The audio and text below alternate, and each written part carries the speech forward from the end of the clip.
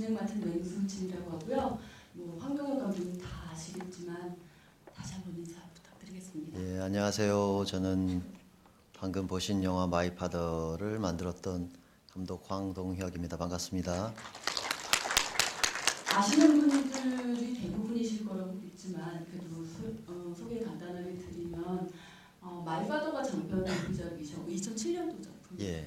그리고 2011년에 한국 사회를 떠들썩하게 하고 도가니 법이라는 법까지 영화의 힘으로 만들었던 도가니의 감독님이시고, 그리고 최근에는 더 많은 관객, 860만 정도의 관객을 동원한 영화였죠. 수상한 연예, 신민경 씨가 주연했던 수상한 그녀의 감독님이십니다. 그래서 사실 첫 영화부터 굉장히 그 대중 어떤 관객분들 굉장히 많이 보신 영화를 만드셨어요. 근데 점점 더 많이 보시는 거죠. 만드실 때마다. 이 영화는 그렇게 많이 보시진 않으셨어요. 이게 네. 2007년에 개봉했는데 제가 알기로 한 100만 정도 관객이 들었던 걸로 알고 있습니다. 그래서 제가 3편을 만들었는데 데뷔작이 유일하게 손익분기점을 못 넘긴. 예, 이게 이 또 데뷔작이 제가 여지껏 만든 영화 중에서 제작비가 제일 많이 들어갔던 영화라 예, 아쉽게도 이 손익분기점을 못 넘겼던 영화입니다. 근데 100만 그다음에 도가니 수상한 분이요. 이제는 점점 탄탄한 보통 근데 마이파더도 상 많이 받으셨잖아요. 예, 마이파더는 뭐 제가 상을 많이 받지는 않고 이제 다니엘이 상을 굉장히 많이 받았죠. 신인 배우상을 아마 모든 영화상에서 아마 다 받은 걸로 알고 있습니다. 그래서 꽃미남 배우들을 연기파 배우로 만드는데 탁월한 능력을 가지신 감독님이다 이런 평가까지 있는데 도가니도 굉장히 많은 상을 받았고 수상한 그녀도 사실 코미디를 그렇게 여배우 하나로 끌고 가면서 800만을 넘긴다는 게 거의 한국 영화 사상 제가 보기엔 처음인 것 같은데. 그렇죠. 여자 배우가 주인공인 영화도 많지 않고 사실은 그렇죠. 또 이제 여자 배우가 혼자 주인공인 원탑이라고 하죠. 그러니까 혼자 주인공인 영화는 더더군다나 적은데 그 중에서 이제 뭐 미녀는 괴로워 같은 영화가 있었고 이제 그 영화가 한 600만 정도 했었고 저희 영화가 이제 좀 더 많이 들었죠. 예. 아무튼 주변에서는 야 이거 굉장히 사회적인 어떤 사회 현실을 다룬 영화들, 실화를 바탕으로 한 영화들도 굉장히 잘 만드시고 항상 화제가 되고 또 이런 장르 판타지, 코미디 이런 장르 영화도 탁월하게 만드시니 아마도 이렇게 책상에 시나리오가 엄청 많이 쌓일 것 같다는 생각이 드는데 요즘 근황이 어떠신지. 수상한 그녀 종영한 이후에는 쭉 그냥 쉬고 있고요. 예, 시나리오 또 이렇게 안 읽고 있어서 사실은 지금 쌓여있는 시나리오가 거의 없습니다. 제가 몸이 너무 피곤해서 이제 시나리오도 안 보겠다고 이렇게 주변에 많이 얘기를 하고 다녀서 사실은 요즘은 시나리오 주는 분들이 별로 안 계십니다. 그래요?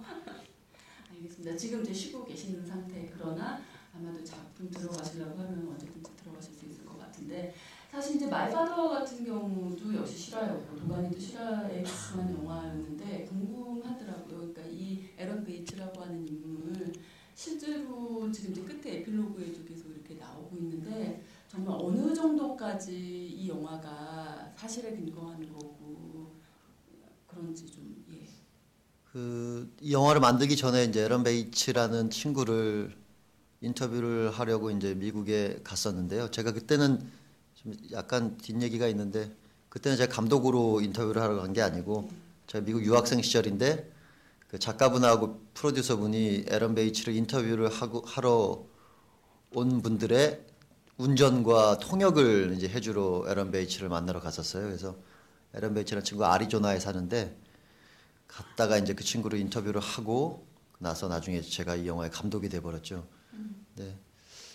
이 얘기는 에런 베이츠 쪽의 얘기는 거의 사실 팩트에 기초해서 그분을 인터뷰하고 이제 또 이 영화가 나오기 전에 먼저 다큐멘터리가 있었어요. KBS 스페셜에서 방송했던 이제 나의 아버지라는 다큐멘터리가 있었는데 그 다큐멘터리에 많이 기초를 해서 만들었던 부분이고 저 실제 이제 사형수 아버지 그 부분 그러니까 과거나 이런 부분은 사실은 아들조차도 잘 모르는 에런 베이츠조차도 이 아버지가 정확히 어떤 사람인지 그 의문이 다 풀리진 않았었어요. 예, 끝까지. 그래서 그 부분은 그 아버지의 주장과 에런 베이츠의 가지고 있던 사진이나 기록들 그런 것들을 기초로 해서 많은 부분 또 이제 허구가 들어간 부분이 아버지 쪽 얘기는 허구들이 많이 있습니다. 이 영화 보면서 사실 굉장히 궁금했었던 게 이제 허구와 그래서 제가 좀 궁금해서 질문을 드렸던 건데 도대체 그 신문 기사를 보고 이제 아버지는 이제 아들한테 연락을 한 건데 진짜 아버지가 아니라면 어떤 심리로 정말 연락을 한 걸까? 내가 아버지다라고 얘기를 했을까? 좀 궁금했거든요. 그게 진짜 저도 아직까지도 정확히 그걸 알고 영화를 만든 건 아니고 끝나고 나서도 그분의 마음은 잘 알 수가 없는데 그렇다고 특별히 무슨 감형을 목적으로 아이를 이용하기 위해서 그랬던 것도 아니었고 가지고 있는 사진은 또 놀랍게도 에런 베이츠가 가지고 있던 사진과 아이의 사진이 똑같았었고요. 그래서 그게 여전히 좀 미스테리로 남아있죠. 이 아버지가 그 아이에 대해서 알고 있는 것은 분명한데 이제 실제 아버지는 아니고 근데 에런 베이츠가 사실 이 영화를 시작했던 주요한 이유는 그 아버지가 진짜 아버지냐 아니냐라는 미스테리를 풀기 위해 했던 건 아니었고요. 그럼에도 불구하고 이 아버지를 이 사람을 아버지로 그대로 받아들이는 그 에런 베이츠의 선택이 너무나 놀라운 일이었기 때문에 사실 그걸 영화로 만들어보고 그걸 그런 느낌들을 같이 공유를 해보고자 영화를 만들었던 부분입니다. 그래서 사실 아버지 쪽의 이야기보다는 에런 베이츠라는 사람의 이야기에 더 관심이 더 갔던 거죠.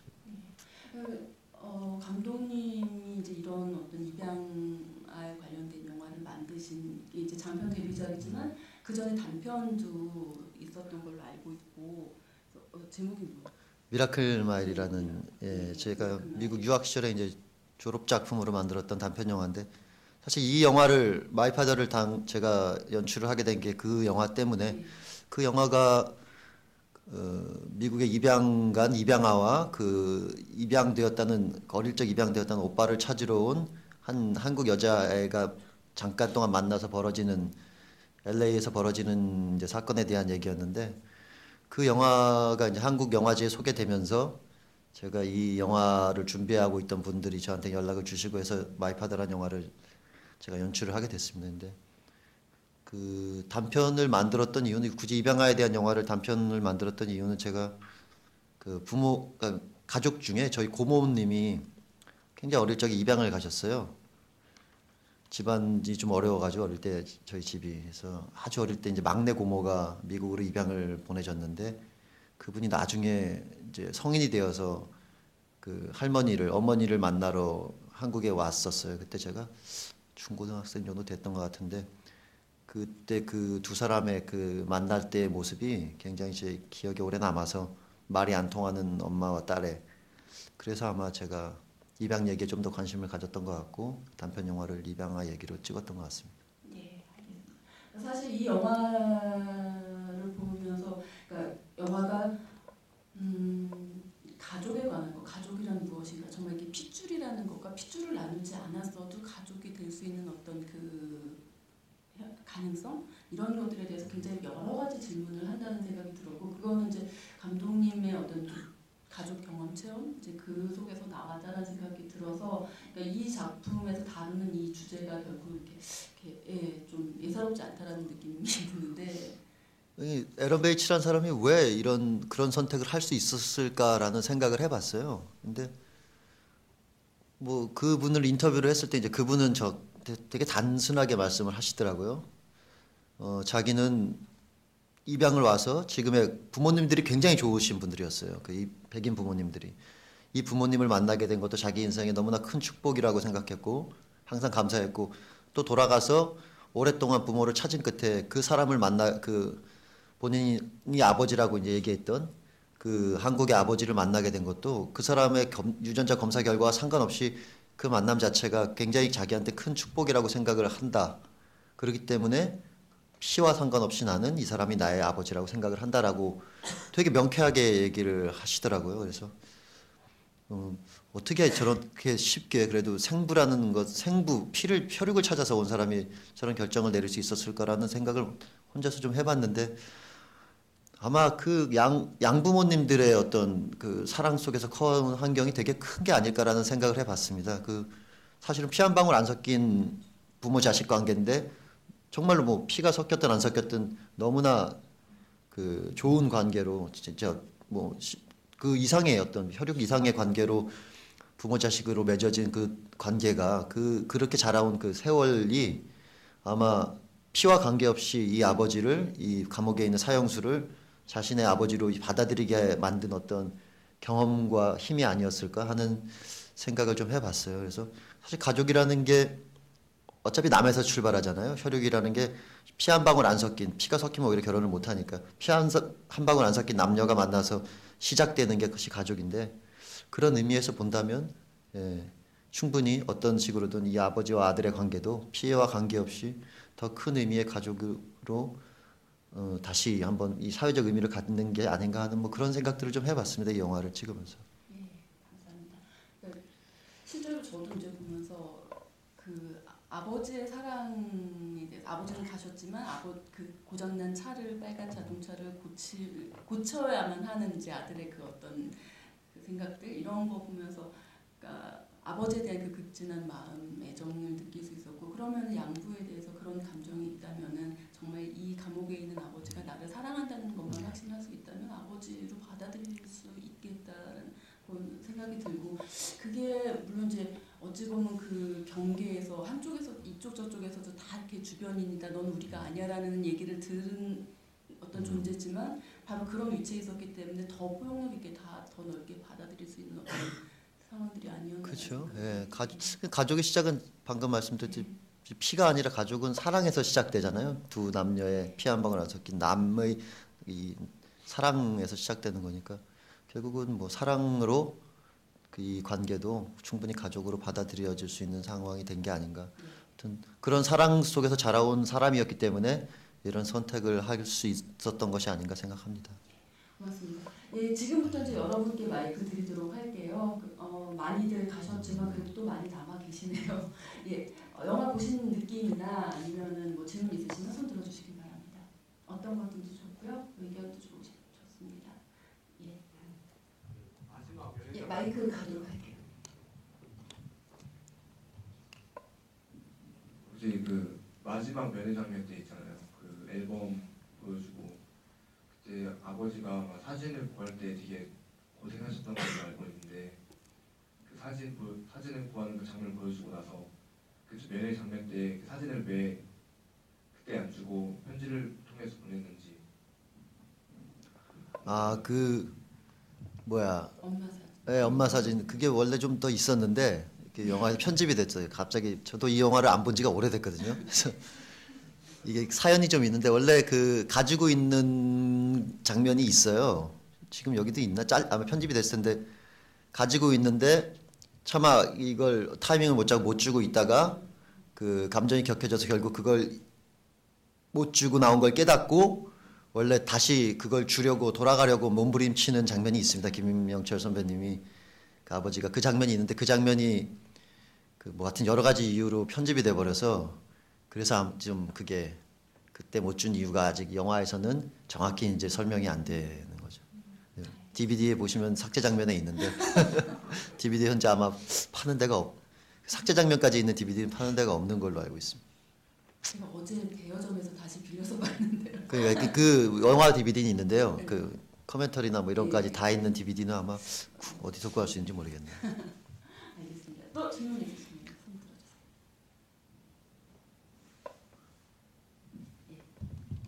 예, 영화 아주 재밌게 잘 봤습니다. 일단 왜 하필 4022번이었는지가 좀 궁금하기도 하거든요. 어떤 사연이 있으시거나 한 건가요? 이메일 당신. 그건 아니고요. 그냥 4022 그냥 발음 때문에 그냥 썼던 건데 왠지 그냥 4022 저걸 제가 도가니에서 교장인가 아마 보신 분들은 그 쌍둥이 형제 중에 한 명이 또 4022일 겁니다 아마. 그래서 제가 쭉 쓰고 있는 번호인데 수상한 그녀에서는 안 썼네요. 어디 쓸 데가 없어서. 그냥 특별한 이유는 없고요. 그냥 4022 발음이 왠지 그냥 그렇듯해서 4022 써놓고 예.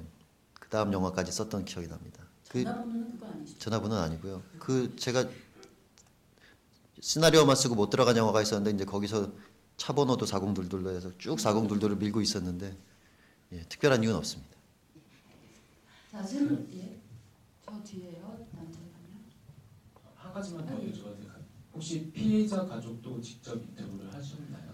사실 피해자 가족은 제가 직접 만나 뵙지는 않았고요. 프로듀서 분하고 이제 제작자 분이 가서 만난 걸로 알고 있습니다. 근데 피해자 가족을 사실 그러니까 인터뷰를 하기 위해서 만나는 건 아니고 피해자 가족을 인터뷰해서 이 영화에 담을 내용은 아니었으니까. 근데 이제 이 영화에 따른 양해를 구하기 위해서 피해자 가족분들을 제작자와 아마 프로듀서가 가서 만난 걸로 알고 있습니다.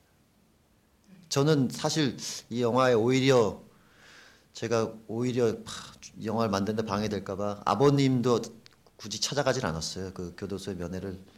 그 작가분은 한번 가셨다는데 오히려 가서 더 힘들어졌다고 말씀을 하셔서 저는 굳이 그 사형수인 아버지분은 제 인터뷰를 하지 않았어요. 어떤 점에서 더 힘들어지셨어요? 이 영화에서는 어쨌든 아버지가 굉장히 좀 어쨌든 부성애가 있는 존재로 묘사가 되잖아요. 근데 그분은 실제로 만난 그분은 약간 이렇게 눈동자가 굉장히 비어 있는 듯한 느낌을 받았대요. 그래서 무슨 생각을 하는지 참 알 수 없는. 그래서 더 혼란스러워진 만나고 나서 작가분은 더 혼란스러워지셨다고 하더라고요. 그래서 이 영화에서 전달하고자 하는 부분이 제일 중요한 건 사실 아들 부분이었기 때문에 굳이 아버님은 저는 그래서 가서 만나지 않았습니다. 그럼 또 혼란스러워지는데 관객으로서 저는 그렇죠. 영화니까 이건 영화니까. 아까 이제 말씀하신 그런 것대로 사랑을 확신한다면 느낀다면 아버지라고 이제 생각할 수 있다라고 이제 유추를 해본 건데 그 에런 베이츠의 어떤 그 결정에 대해서. 근데 또 실제 작가분이 만나본 아버지 느낌이 또 그렇지 않다면. 그 에런 베이츠랑 만났을 때는 어쩔는지 모르겠는데 저희가 이제 본 영상에서는 예. 그런 모습들이 좀 있었는데 실제로 이제 가서 인터뷰를 하고 이것저것 물으려고 하니까 이제 그때부터는 좀 뭔가 좀 더 혼란스러운 느낌이 왔었나 봐요. 근데 그 철창 사이에서 뭘 자꾸 질문 대답을 하게 되면서부터 그래서 결국 특별히 더 많은 걸 얻을 수가 없었다라고 말씀을 하셔서 저는 따로 다시 찾아가지 않았습니다. 아까 손 드셨죠?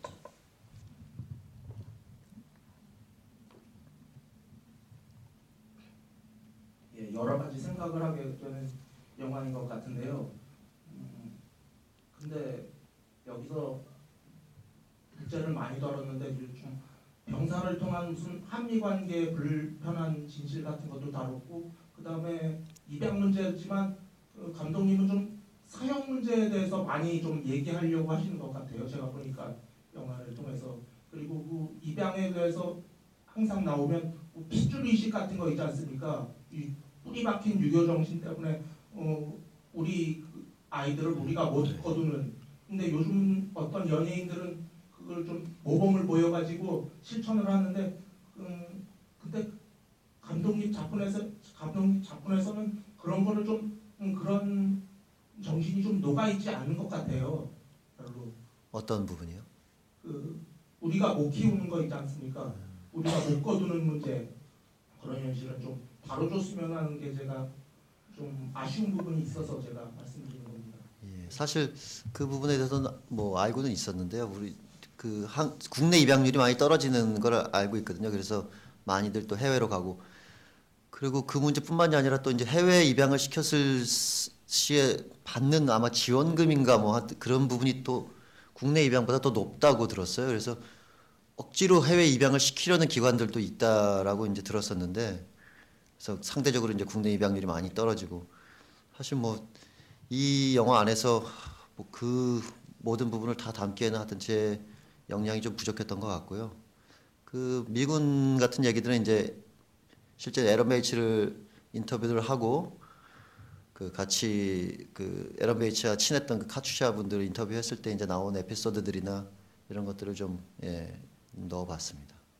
예, 좀 더 좋은 기회가 된다면 그런 부분도 영화 속에서 더 담아낼 수 있었으면 좋았을 텐데, 하여튼 그런 얘기는 하고는 싶었어요. 근데 결국 이제 가족이 이런 사람조차 아버지로 받아들이는 에런 베이츠를 보면서 우리의 아이들을 이렇게 해외로 내보낼 것이 아니라 한국 내에서도 핏줄 혈연을 좀 뛰어넘은 그런 가족을 시작하는 그런 입양 문화가 자리 잡는 그런 계기가 되었으면 하는 바람은 개인적으로 갖고 있습니다.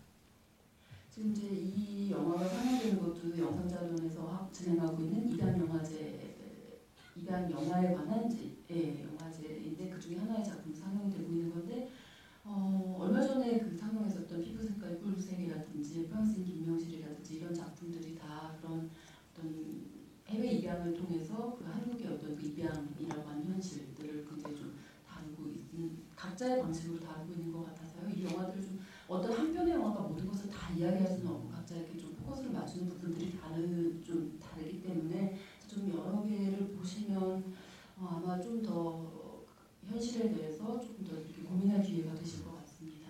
예. 또 질문 있으시면요. 예. 저도 이제 아까 저 관객분께서 질문 주신 거에 저도 약간 좀 보충 질문을 드리면 그 촛불시 같은 이야기들이 나오잖아요. 근데 이 영화가 이제 2007년에 만들어졌고 어떤 그 이제 그 카츄샤하고 그 미군들 사이 그 농구장에서 막 이렇게 싸움 나고 그러고 나서 그 다음에 이제 촛불 이야기가 이렇게 비아냥거리듯이 나오잖아요. 그리고 다음에 보면 TV 화면에서도 촛불 집회 이야기가 나오고 있고 그래서 혹시라도 그 당시에 어떤 그 정말 촛불 집회를 매개로 해서 무슨 이야기가 있었던 건지 그 즈음에 그 좀 전에 아마 효순이 미선이 사건이 아마 있었을 거예요. 그래서 그 장갑차에 깔려 죽은 여중생들 그때 이제 그거에 대한 영향을 많이 받아서 제가 좀 의도적으로 좀 그 부분들을 한번 영화를 통해서 얘기를 해보고 싶어서 영화 안에 넣었죠. 그러니까는 결국 이제 이 사람도 미국에 입양이 되는 사람이고 에런 베이츠 그다음에 제임스라고 하는 인물이 그래서 어떤 한국과 미국의 문제를 결국 이제 하나의 약간 또 다른 하나의 알레고리 이렇게 틀로 이렇게 보여드리고 싶었던 거죠. 예, 뭐 입양 문제를 다루는 영화, 입양아가 주인공인 영화이긴 하지만 또 뭐 하여튼 그 즈음에 이제 또 많이 얘기되고 있던 주한미군의 문제라든가 뭐 그런 여러 가지 문제들을 또 녹여볼 수 있는 한에서 다 녹여보고 싶은 욕심 때문에 그런 장면들을 좀 넣어봤습니다. 근데 아주 이렇게 깊숙이 들어가기보다는 약간 이렇게 살짝 그쵸. 잼을 예. 남기는 듯한 또 그 부분에 대한 영화는 아니었기 때문에 예, 그냥 보시면서 생각할 거리를 그 당시 관객들에게 한번 던져드리고 싶어서 그게 이슈가 된 지 얼마 안 됐던 시점이라 예. 예, 또 질문 있으시면 예. 그 영화 속에서 지금 마이크 가고 있는데요. 목소리 크시긴 한데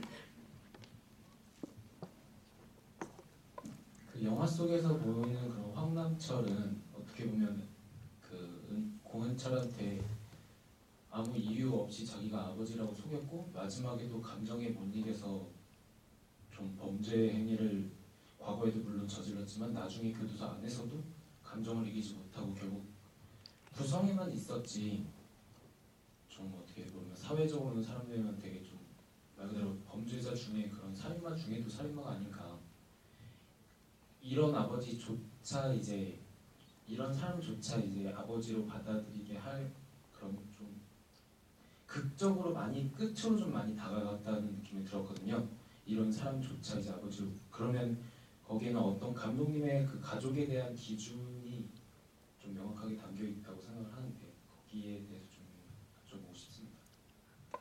예, 아까도 말씀드렸듯이 사실 너무나 놀라운 선택이잖아요. 사실 사람을 한 명도 아니고 두 명을 그것도 시체를 토막까지 냈다는데 그 사람하고 피가 섞였대도 싫을 것 같은데 진짜 쉽게 생각하면 그 자체를 그래도 감사히 여기고 나중에 그 사람이 친정아버지가 혈연이 아님에도 밝혀졌음에도 불구하고 이 사람을 다시 찾아가서 아버지로 받아들인단 말이죠. 그래서 사실 보통 사람이 생각할 수 있는 선택은 아니었던 것 같아요. 그래서 아까도 말씀드린 이게 도대체 어떻게 이럴 수가 있지 사람이라는. 근데 그 이유를 사실은 뭐 굉장히 어떤 순간에 한 모멘트로 막 그래 이래서 난 이 사람을 받아들이겠어. 그래 결정했어. 뭐 이런 이유는 아니었던 것 같고 말씀드렸듯이 그 모든 상황을 긍정적이고 또 축복으로 받아들일 수 있는 그런 성장 환경에서 커왔기 때문에 그런 부모 밑에서 커왔기 때문에 제가 가봤던 그 집의 모습은 너무너무 정말 단란했어요. 그 집이 백인 부모 밑에 백인 형제와 그러니까 형과 누나가 있고 그 밑에 세 명을 입양을 했는데 한국 아이 셋을 남자 여자 3명을 총 7식구인데요. 제가 하여튼 본 모습은 너무너무 화목하고 우애가 깊은 그런 집의 모습이었어요. 그래서 이렇게 살 수도 있구나 사람이 하는 생각을 들 정도로, 그리고 항상 웃는 분들이었고 그 부모님들 자체가. 그래서 이 모든 그 충격과 이 모든 그 고뇌와 시련을 다 긍정적으로 받아들이고 축복으로 여길 수 있을 만한 그런 환경 속에서 커온 사람이기 때문에 이런 결정을 할 수 있었겠구나. 그거 외에는 설명이 되지 않는다, 이 사람의 결정이. 라는 생각이 들었고, 그게 어떻게 보면, 아까도 말씀드렸지만, 그 피가 섞이지 않은 데서 출발하는 모든 가족의 제일 중요한 덕목이 아닐까, 사랑이라는 게. 그런 마음으로 이 영화를 만들었고, 그 사람의 결정을 이해를 했습니다. 영화 이제 초반에 제임스가 아빠를 찾으러 주한미군제 입대하겠다고 할 때 이제 가족들이 약간 반대를 하잖아요. 그중에 이제 산드라 한국 입양돼 온 그 여동생이 이제 이야기를 하면서 꼭 이렇게 오히려 안 찾는 게 나을 수도 있다는 그런 식의 이야기를 하잖아요. 이제 진전은 되지 않고 딱 그 한마디지만 나름대로 일종의 이 이야기 안에서의 배경 스토리도 이제 집어넣으신 건데, 그러니까 사실 그 한마디는 또 감독님의 생각이 좀 녹아있는 부분일 것도 같고, 그래서 굉장히 중요한 하나의 이렇게 배경 정보일 수도 있겠다 싶어서 좀 보충 설명을 해주시면. 실제로 이제 그 형제 중에 그 여동생이 아마 실제로도 한국의 부모를 찾으러 갔었다는 걸 알고 있고요. 그래서 거기서 나온 얘기고, 그리고 저희 고모가 이제 입양아 한국 그 방문단 해가지고 거의 뭐 2년에 한 번인가 계속 한국에 오세요. 근데 같이 오시는 분들 중에 그 부모를 찾으러 오시는 분들이 있죠. 근데 찾아놓고 오히려 후회를 하는 분들이 꽤 있었다고 들었어요. 그래서 이렇게 만나봤지만 실제로 자기가 생각했던 부모의 모습과 너무 다른 거죠.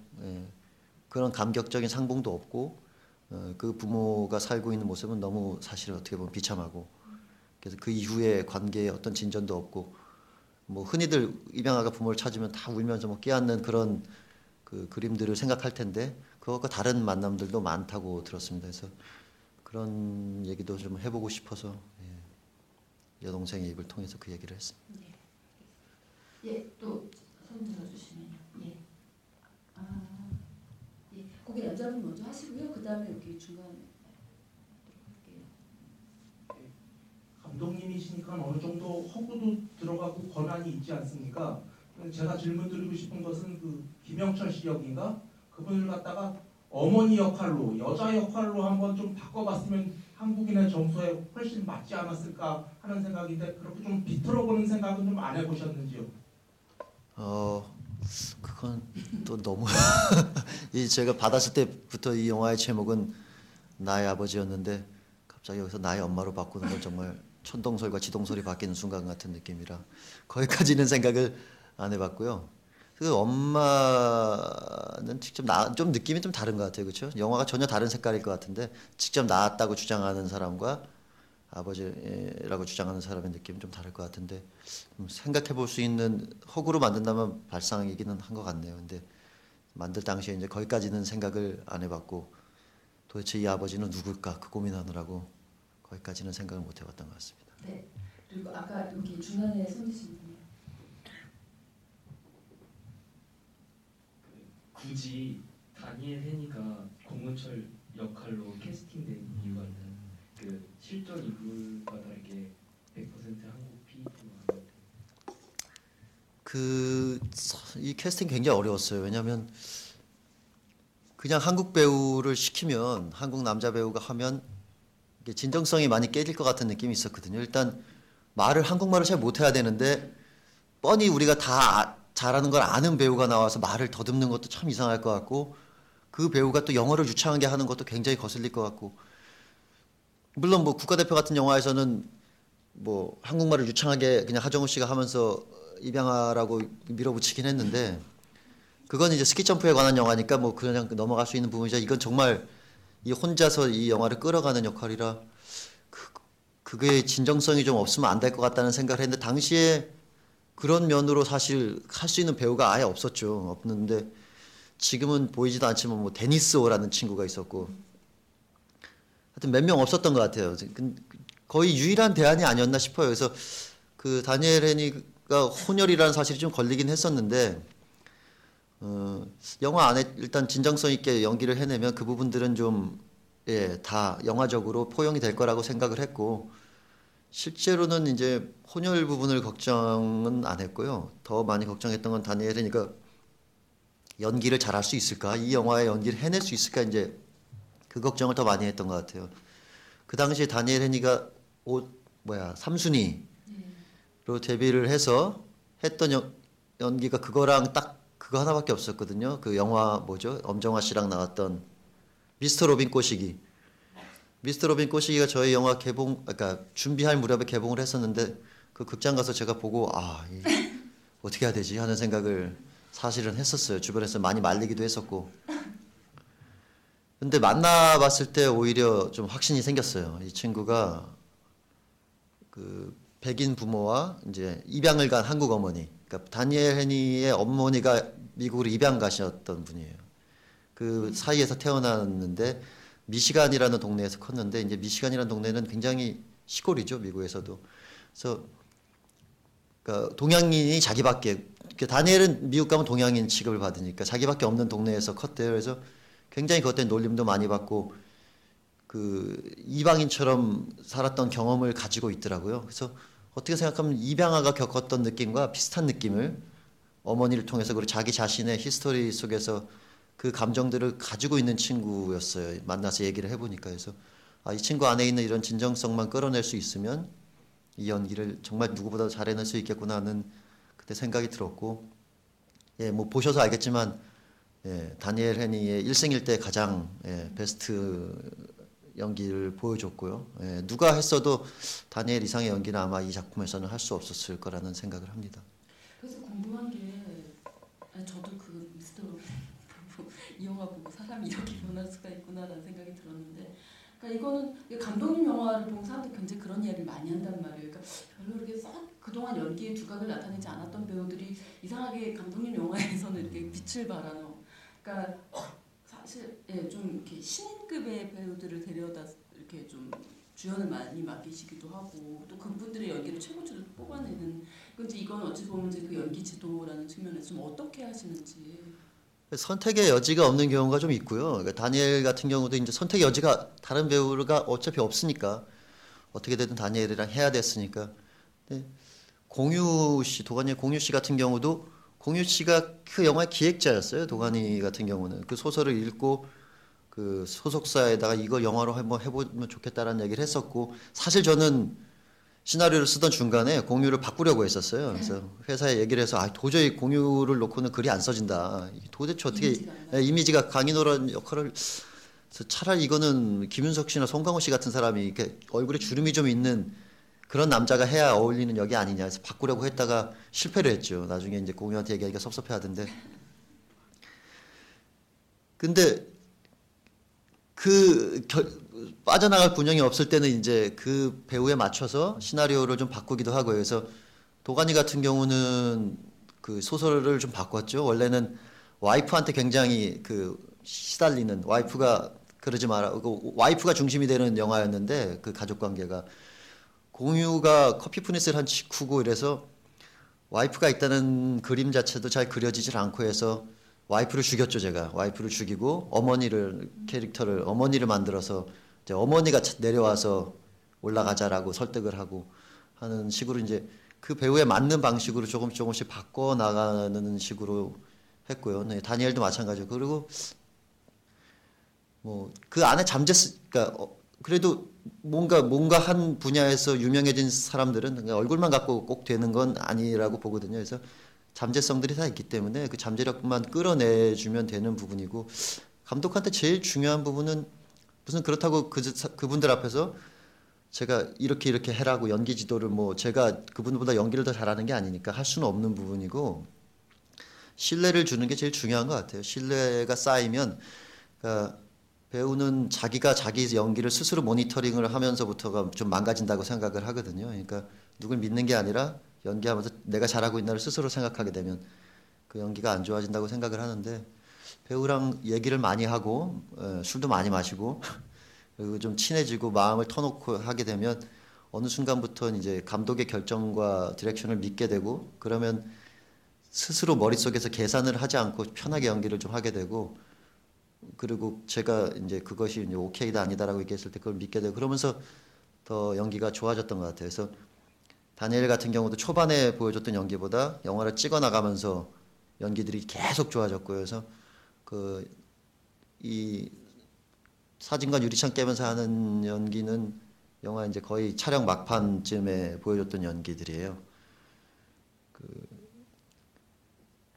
그래서 떠오르는 기억이 있는데 마지막에 이 사진을 엄마 사진을 받아들고 이렇게 웃는 이렇게 싹 미소를 울 듯 말 듯 미소를 짓는 그 마지막 장면이 있잖아요. 그 클로즈업이 저희가 미국 촬영을 제일 먼저 했어요. 아마 영화 시작해서 미국 촬영부터 하고 시작했거든요. 영화를 미국 분량을 다 찍었는데 앞과 뒤가 있잖아요. 미국 분량이 앞에 시작할 때 편지를 처음 받으면서 입영 통지서를 받으면서 시작해서 돌아가서 끝나잖아요. 그걸 이제 동시에 찍은 거예요. 근데 그때 그 마지막 얼굴도 다 찍어놨었는데 이 영화를 다 찍고 나니까 4개월 정도를 다니엘이 다른 사람이 되어 있었어요. 배우가 영화를 찍으면서 다른 사람이 됩니다. 얼굴 자체가 실제로 변해요. 그 캐릭터 연기를 진짜로 한 배우면 그 캐릭터에 맞게 아예 변해버리거든요. 그래서 그 얼굴이 맞질 않았어요 이미. 그래서 그 클로즈업만 그 서울 강남에 있는 빌딩 옥상에 올라가서 다시 찍은 거예요. 그래서 그 캘리포니아 아니고 그 배경되는 하늘은 서울의 하늘입니다. 그래서 근데 아예 다른 표정이 나오더라고요. 아예 다른 눈빛과. 그래서 배우가 이런 거구나. 저도 그때 이제 깨달았죠. 그 경험 때문에 도가니 같은 경우도 거의 순서대로 찍으려고 노력을 많이 했어요. 그래서 제일 첫 촬영이 그 차를 몰고 가다가 고라니 한 마리를 치는 장면이 영화 첫 촬영이었어요. 도가니도. 그리고 학교 장면 찍고 제일 중요한 물대포 장면과 그 지하철을 걷다가 그 광고판을 보고 멈춰서 있는 그 표정은 제일 마지막에 찍었어요. 저희가.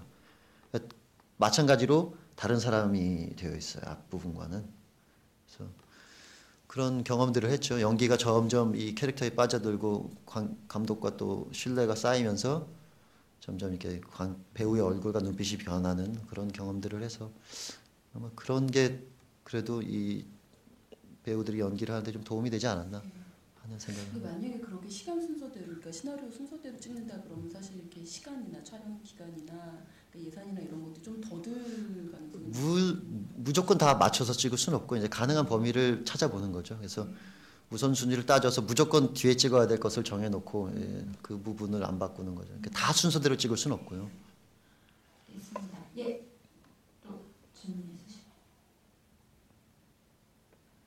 네, 작은 질문인데요. 그 이제 처음 플래시백이 맨 처음 나왔을 때, 그러니까 그 제임스가 어려서 입양 가던 때에 그 공항이었나요? 거기서 빨간 코트를 입고 막 사탕을 먹고 이렇게 갈 때 좀 채도가 전체적으로 낮아져 있는 상황. 그러니까 어떤 느낌을 주고 싶으셨던 거예요? 뭐 특별한 느낌은 아니고 과거다. 플래시백이다. 뭐 그런 느낌을 좀 주고 싶었던 거고 그 중에서 이제 좀 빨간색 다른 걸 채도를 떨어뜨리고 이제 빨간색의 색감만 좀 살려서 좀 가고 싶었어요. 그게 약간 뭐 피랑도 관계된 색깔이고 가장 인상적으로 보일 수 있는 색깔이라서 그런 부분을 좀 살리고 싶었어요. 살짝 이렇게 어쩌서 빨간 옷 이러면은 꼬마 이러면 자꾸 신들러 리스트의 그 이미지가 이제 좀. 저는 신들러 리스트를 안 봤습니다. 알겠습니다. 네, 또 손 들어주시면요. 굉장히 저는 이제 좀 예. 앞쪽에 계십니다.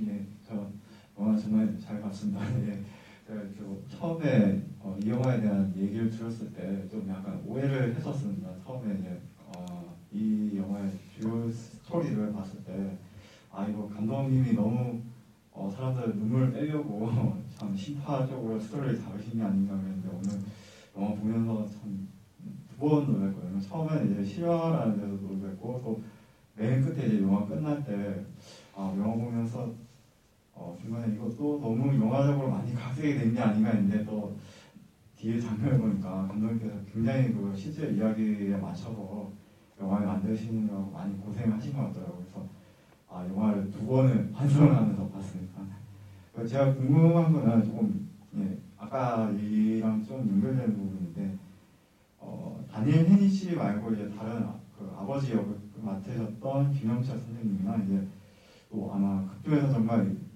그게 재미를 이끌어주신 분이라고 생각합니다. 그리고 카츠사 동료로 나온 김인권 씨나 뭐 이런 다른 배우분들의 연기에 대해서 뭐 촬영할 때 뭐 캐스팅 방식이라든가 아니면 촬영하면서 뭔가 좀 재밌으셨던 얘기라든가 뭐 이런 점에 대해서 좀 궁금합니다. 그 김인권 씨 같은 경우는 사실 제가 오디션 봤는데 떨어뜨렸었어요. 인권 씨가 그게 이 영화가 제대한 직후에 찍었거든요.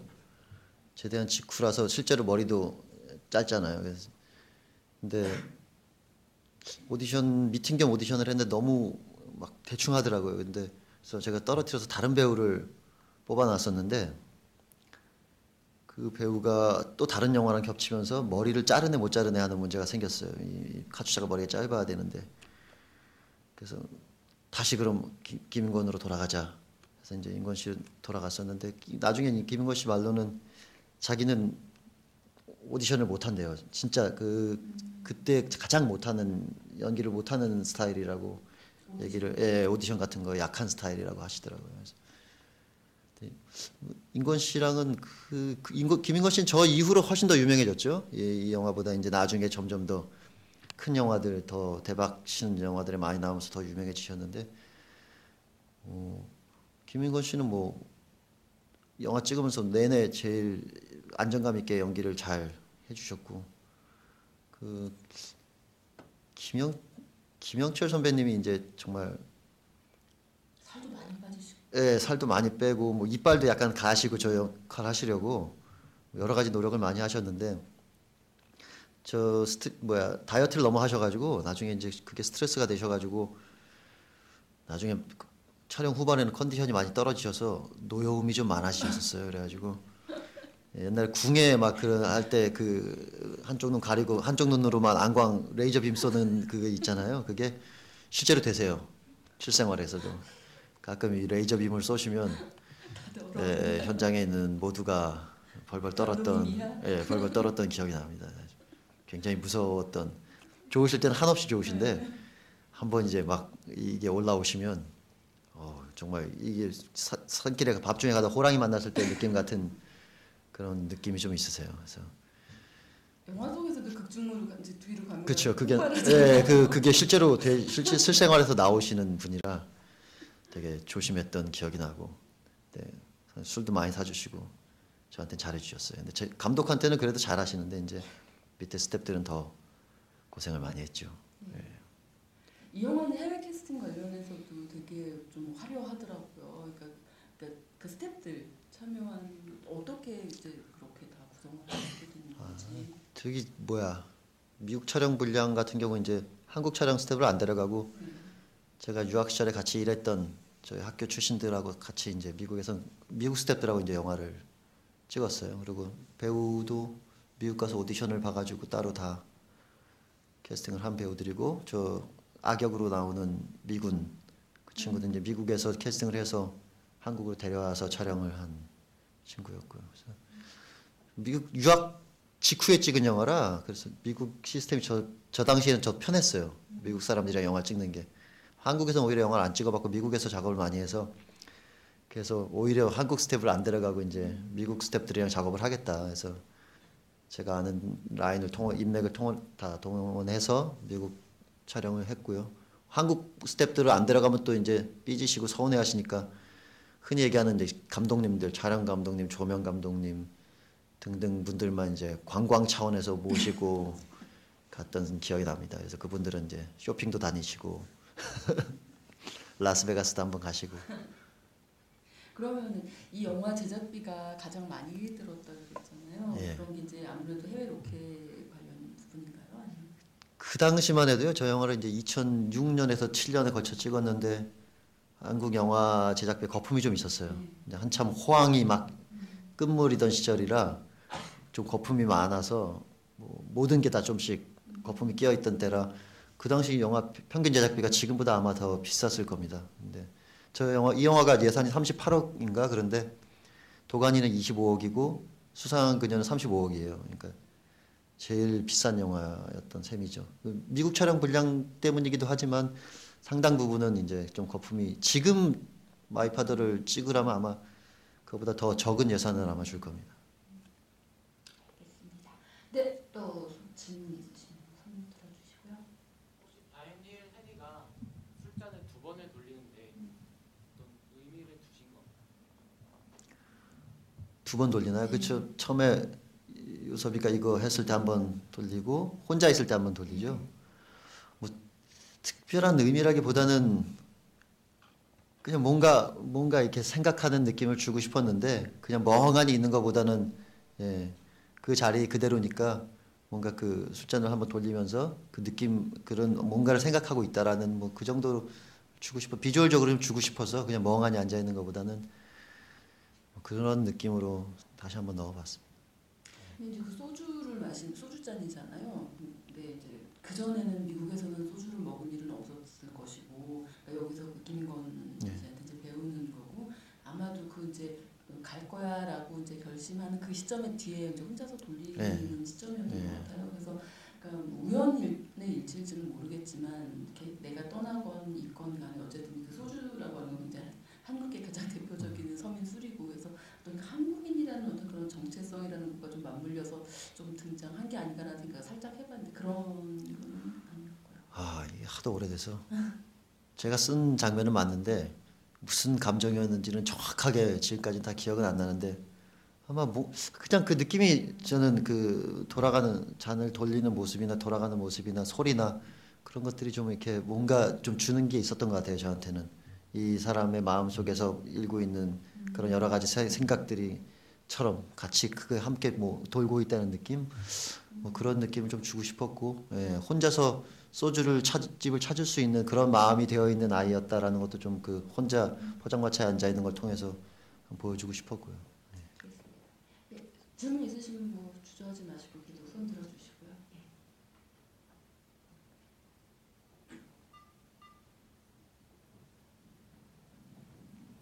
저희 말했던 그 사진 못 준 그 장면이랑 또 그 뒤에 다니엘 헤니가 교도소를 나오면서 그 신자식임을 확인하는 좀 침을 묻히는 봉 같은 걸 떨어뜨리잖아요.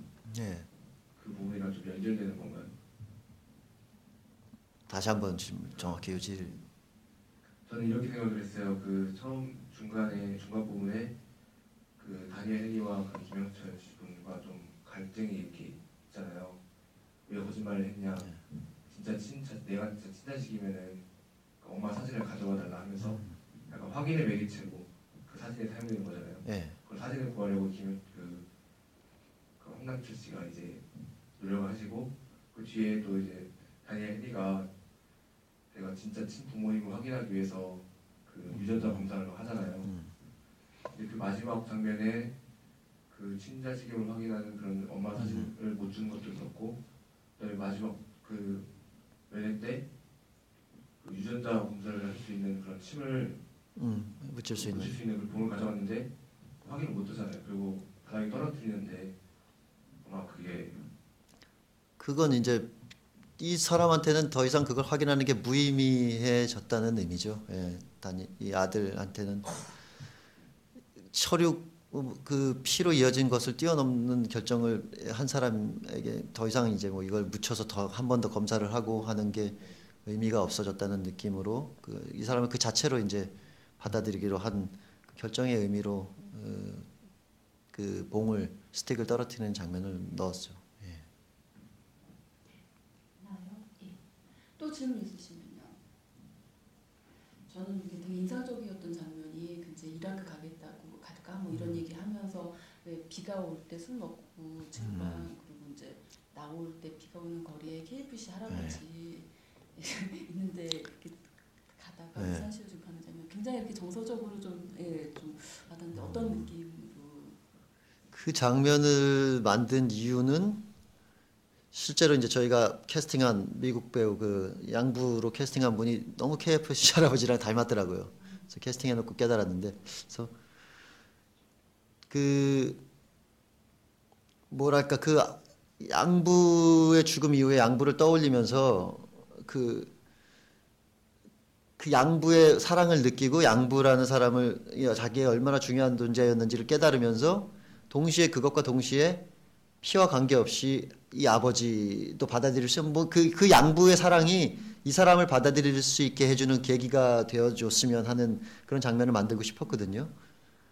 그래서 이제 그 장면을 생각을 했는데 얘 배우가 이제 KFC 할아버지랑 닮았다는 것을 착안을 해서 그래서 그 KFC 할아버지 실제로 이제 저게 동두천에 있는 미군 부대 주변에 있는 거리에서 찍은 장면인데 그 서브웨이 샌드위치 집인데 KFC로 바꿨죠. 그리고 이제 인형을 갖다가 세워놨는데 그래서 제가 사실은 저 마이파드에서 되게 제일 좋아하는 장면이에요. 그 영화가 설명은 이제 다 이렇게 말로 해야 되는데 뭐 양부의 사랑을 깨닫고 양부라는 존재가 자기한테 얼마나 큰 사람인지를 깨닫고 그런 양부가 자신을 아들로 받아들였듯 피 한 방울 섞이지 않았지만 이 아들이 그 새로운 한국 사람 아버지를 피도 한 방울 안 섞인 사람을 아버지로 받아들일 수 있게 하는 계기가 마련되는 장면을 만들고 싶었는데 그걸 대사 한마디도 없이 한번 해보고 싶었어요. 영화는 대사로 전달되는 것도 많지만 비주얼 매체이기 때문에 그 화면 정보, 그거 그대로만 그 이야기가 전달될 수 있으면 훨씬 더 좋은 거라고 생각을 하거든요. 영화 만드는 사람의 입장에선. 그래서 굳이 그걸 말로 이렇게 해서 이렇다라는 설명을 안 하고 어떤 그림으로만 그 장면을 그런 느낌들을 만들어 보고 싶은 생각에 그 아버지를 이용하고 KFC 할아버지를 이용해서 이제 지나가다 본인의 아버지를 떠올리고 비 맞고 있는 인형에게 우산을 씌워주면서 비로소 이제 그 마음을 먹게 되는 뭐 그런 장면을 한번 만들어 보고 싶었습니다. 그래서 제가 굉장히 좋아하는 장면 중에 이 영화에서 가장 좋아하는 장면이에요. 자, 시간이 지금 꽤 지나가고 있는데 혹시 질문 있으시면 더 손 들어주시고요. 저는 좀 궁금한 게 뒷부분에 이렇게 눈이 많이 오잖아요. 실제로 눈이 온 거예요? 아닙니다. 저 뿌린 겁니다. 좀 거품 같은 걸로 뿌리는 장치가 있고요. 그리고 뿌려놓고 비는 부분은 이제 CG로 살짝 보충을 해주는. 그리고 바닥에 깐 건 소금입니다. 소금을 깔아놓고 또 멀리 있는 것도 CG로 메꿔주고 해서 저 영화 할 때 이제 소금 까느라고 굉장히 고생을. 저기 나오는 눈밭 장면은 저기 다 소금이거든요. 소금 까느라고 제작부와 연출부의 모든 사람들이 고생을 굉장히 많이 했던 기억이 납니다. 알겠습니다. 예. 질문 있으시면 또 아낌없이 질문 주시고요. 없으세요? 저는 사실 그러니까 글쎄요.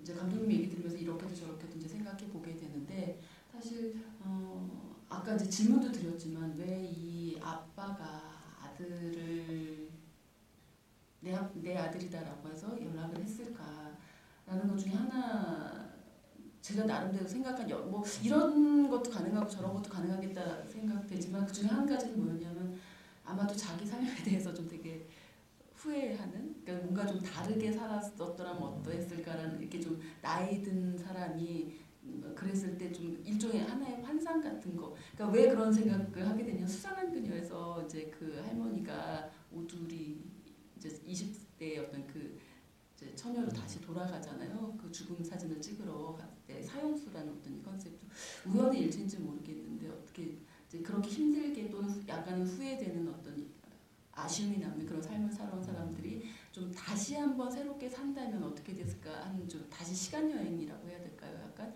좀 그런 느낌도 있겠다라는 생각이 사실은 들었어요. 그러니까 그게 물론 실화긴 하지만 감독님께서 이렇게 영화를 만들었을 때 암암리에 또는 무의식 중에 그런 것들이 가족과 어떤 추억과 기억과 삶 이런 것들이 또 혹시 있었던 건 아닐까라는 생각이 들기도 했는데 어떠세요?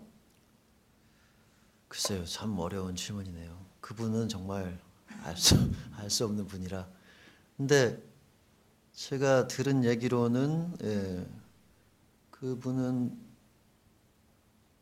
그 실제로 자기 밑에 입양한 또 아들이 있다고 들었었어요. 그러니까 실제로. 그래서 하여튼 복잡하신 분이라 그분의 마음까지는 잘 모르겠고 뭐 제가 그냥 일반적으로 왜 그럴 거라고 보통 사람이 유추를 해본다면 글쎄요 뭔가 사형수로 언제 죽을지 모르는 삶을 살면서 만약에 그것이 어떤 자기의 기억 속에 아들이라는 존재가 또는 그 실제 그 사이 엄마를 아는 사람이라면 지금 이 영화에서처럼 그 마지막 기억을 가장 좋았던 시절을 한번 다시 더듬고 싶어서 뭐 추억하고 싶어서가 아니었을까 싶은데 하여튼 어렵네요. 그 부분은 저도 미스테리로 항상 남아 있습니다.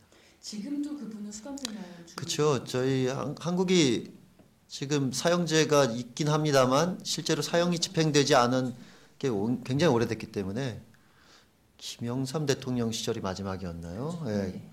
그때 10여 명이 사형 집행되고 한 번도 집행이 안 됐기 때문에 아직도 사실상 폐지국가로 분류는 되는 예, 것 같은데. 예, 아직도 모르겠어요. 지금 병사 제가 그 이후에 이제 요즘은 상황을 잘 모르는데 다른 이유로 돌아가시지 않으셨다면 아마 지금도 감옥에 계실 겁니다. 알겠습니다. 예, 혹시 마지막 질문으로 해도 될까요? 다른 분들 혹시 질문 없으세요? 그러면 저분 질문을 마지막으로 하도록 하겠습니다. 그 도가니도 그렇고 그 실제 이야기를 영화화하는 이유가 특별한 이유가 그게 다니엘엔이나 공유가 제가 선택할 수 없었듯이 이 영화도 특별한 이유로 제가 선택을 한 건 아니었고요. 그러니까 제가 입양아에 관한 영화를 고모로에 대한 기억으로 인해 이제 단편을 찍었고 그것 때문에 마이파더라는 영화를 하게 됐고 아마 도가니라는 영화를 저한테 그 연출을 맡아달라고 이제 제안이 들어온 건 아마 마이파더 때문이겠죠. 예, 또 실화에 관한 영화고 사회적인 의미를 담고 있는 영화이기 때문에 또한 그런 의미가 있는 도가니를 저한테 제안을 주셨던 것 같고요. 그래서 사실 제가 실화를 굳이 계속 선택했다기보다는 실화가 저를 선택한 역으로 된 것 같았어요. 그래서 그런 특별한 이유가 있었던 건 아니고 오히려 그래서 제가 너무 자꾸 무거운 사회적 주제를 실화만을 다루는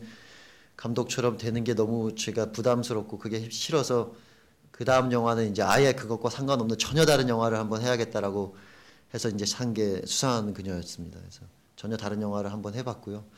근데 실화 자체가 가진 워낙 무게와 힘이 있기 때문에 그것이 이제 영화를 만드는 사람한테는 그게 득이 되기도 하고 또한 그만한 짐이 되기도 합니다. 그래서 마이파더 같은 경우도 이제 이 아버지가 너무나 끔찍한 범죄를 저지른 살인자였기 때문에 범죄자였기 때문에 그것이 굉장히 큰 부담으로 영화를 만드는 내내 다가왔었고 끝나고도 그런 문제들이 생겼었고요. 도가니도 마찬가지로 워낙 사회적으로 큰 문제가 또 되어버렸고요. 영화가 나오고 나서. 그래서 실화를 다루는 것은 그만한 장점이 있지만 이 실화라는 것 자체가 가지고 있는 충격과 울림이 있기 때문에 항상 또 감독에게는 어디까지를 팩트에 충실해야 하고 어디까지를 드라마로 만들어야 허구로 만들어야 되는지에 대한 끊임없는 고민과 갈등이 따라오는 부분이라 굉장히 좀 부담스러운 부분이기도 합니다. 실화 영화가. 그래서 기회가 또 뭔가 저한테 또 어떤 다른 실화가 찾아온다면 그걸 꼭 제가 꼭 만들어야 된다는 느낌이 든다면 또 실화 영화를 할 기회가 생기겠지만 하여튼 한동안은 실화를 안 하고 싶었고 다음 영화도 실화는 아니지 않을까 하는 생각을 하고 있습니다. 아직은 안 하고 싶으신 것 같네요. 그렇죠. 그 부담스러운 후유증이 좀 부분이. 크셨던 예, 것 같아요. 뭐 마이파더 때도 그렇고 도가니 때도 영화가 찍는 내내도 그랬고 준비할 때도 그렇고 이제 또 개봉하고 나서도 워낙 후폭풍이 심해서 너무 많은 일들을 겪어서 한동안은 이제 좀 실화를 쉬자. 그래서 불면증까지 있으시다고 그런데 요즘 좀 괜찮으세요? 어떠세요? 그게 뭐 요즘은 그래도 좀 낫죠. 근데 하여튼 몸이 좀 안 좋아지기 시작한 게 도가니 때가 좀 컸던 것 같고요. 그때 담배도 너무 많이 피고. 그래서 뭐 요즘은 그래도 쉬고 있으니까 그때보다는 나은 게 아닐까. 나아지려고 노력하고 있습니다. 몸 회복될 때까지 계속 쉬실 거예요? 일단 월드컵 때까지는 쉬려. 그럼 이제 월드컵 이후에는 이제 새로운 작품을 이제 아마 모색하시겠네요. 그러면은 내년쯤에는 새로운 작품 말쯤에 혹시? 내년쯤에는 뭘 해야겠죠. 예, 그래도 정상적으로 살려면 또 너무 놀면은 할 게 없는 것도 굉장히 큰 고통이라 조만간 빠른 시일 내에 뭔가 제가 다시 영화를 만들고 싶어지는 무언가 이야기가 떠오르거나 그런 이야기가 저에게 주어지면 바로 다시 작업을 시작하려고 합니다. 알겠습니다. 어쩐지 하다 보니 뭐 앞으로 계획까지도 다 듣게 됐네요. 좀 관객분들이 많지 않으셔서 조금 걱정을 했는데 굉장히 많이 질문 주시고 관심 가져주셔서 애정 주셔서 감사드립니다. 감독님께 빨리 이제 몸도 좀 추스리시고 다음 영화 좋은 작품 만들어달라고 격려의 박수 부탁드릴게요. 예, 진짜 너무너무 오랜만에 이 마이파더라는 영화를 상영을 할 기회가 생겨서 상영해 주신 분들과 그리고 이 좋은 날씨에 또 이 극장에 와주신 분들 너무너무 감사드리고요.